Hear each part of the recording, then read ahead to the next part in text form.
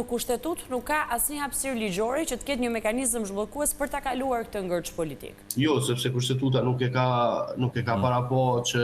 mund të ndodhë mund të ndodhë kjo, mund të vi një moment që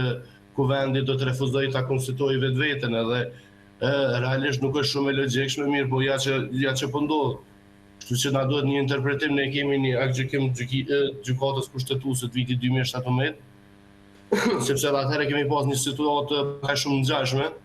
kur lëvizja vetëvendosja refuzonte me votu kryetarin e parlamentit dhe ka pas ndodhur një ngërç i tillë, mirë, po atëherë partitë politike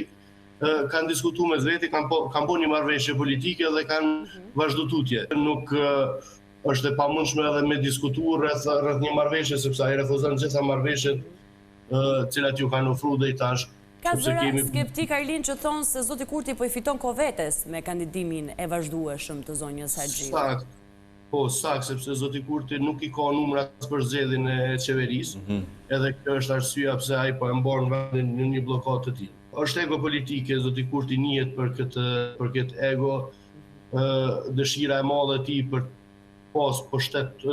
totalitar është shumë e madhe, por që kjo është arsyeja pse vazhdon të mbajë vendin bllokuar, refuzon me pas një marrëveshje politike me subjektet e tjera,